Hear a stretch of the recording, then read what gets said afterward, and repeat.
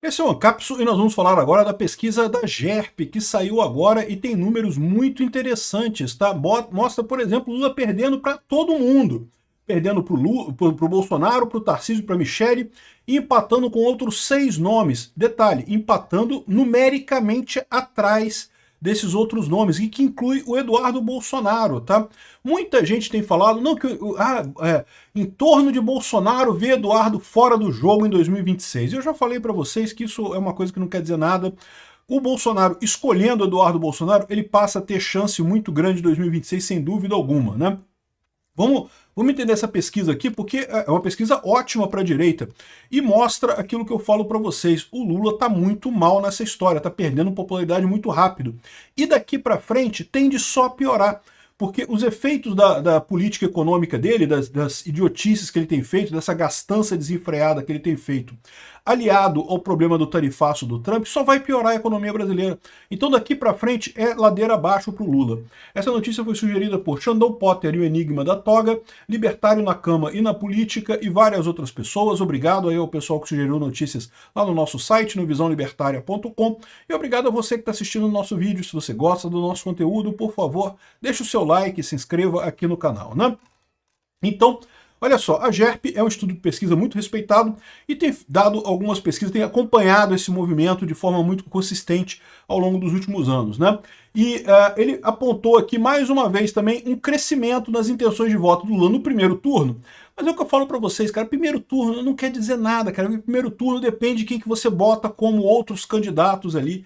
Então meio que primeiro turno a essa altura do campeonato é totalmente irrelevante. Eu concordo que quando a gente estiver mais perto do pleito em 2026, sei lá, né, junho, julho de 2026, já estiver ali na boca dos candidatos, a gente não sabe ainda com certeza quem serão os candidatos, mas eu imagino que até esse momento a gente já vai ter uma boa ideia de quem é que vai estar substituindo o Bolsonaro, quem que é o indicado do Bolsonaro, quem que vai ser, ou se vai ser o Bolsonaro mesmo, enfim, e aí você... Aí faz sentido pesquisa de primeiro turno. Agora não faz sentido, porque dependendo de quem você bote, já vai, né, vai atrapalhar um lado, atrapalhar o outro lado, não quer dizer nada, né?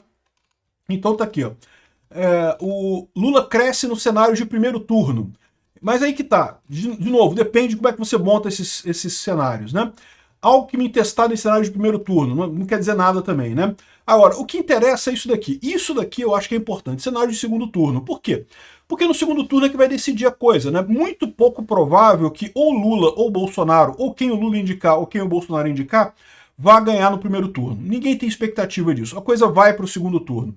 A questão toda é, e no segundo turno, como é que vai ser? Aí no segundo turno é mais fácil, porque você tem alguns nomes já pré-estabelecidos. Então, por exemplo, ele coloca aqui, ó, Lula e Bolsonaro.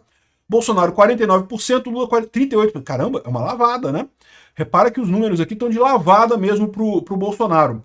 Michele, 48-37, também lavada em cima do Lula. Tarcísio de Freitas, 46-37. Então, muito bom também, Tarcísio de Freitas bem à frente do Lula, ganhando com folga. Ou seja, todos aqui, até aqui, todo mundo ganhando com folga do Lula no segundo turno, né? E agora, Lula e Eduardo Bolsonaro, 43-39. Aí eles estão dizendo que isso aqui é empate técnico. De certa forma é, porque a margem de erro é de 2,24 pontos percentuais, né?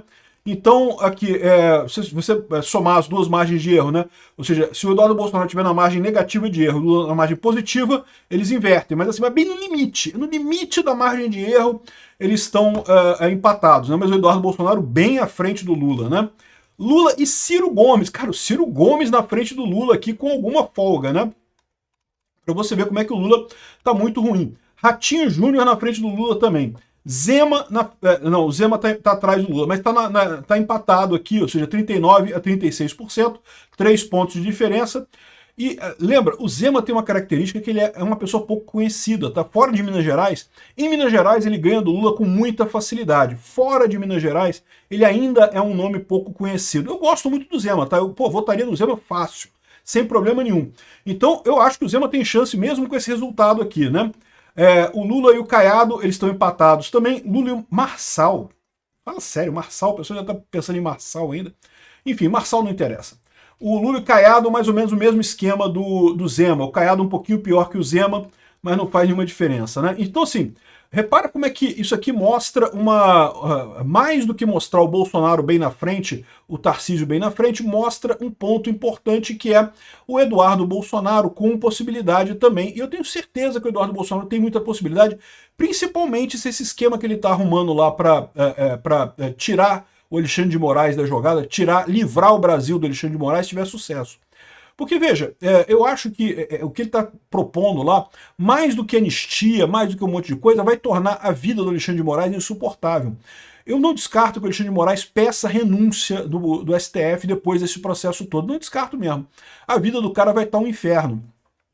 Ou seja, se o Eduardo Bolsonaro conseguir ganhar do Alexandre de Moraes, cara, isso vai ser uma vitória muito grande. Isso credencia ele já tem cacife hoje, com o apoio do Bolsonaro. Se o Alexandre de Moraes cai fora, meu amigo, ele ganha mesmo sem apoio do Bolsonaro, sem nada, né? Então eu vejo hoje uma definição muito clara aqui da situação, muito favorável para a direita. De novo, não tem ninguém desse cenário aqui, com exceção do Marçal, que eu veria algum problema em votar. O Caiado eu votaria, eu confesso que eu não gosto muito do Caiado, mas votaria.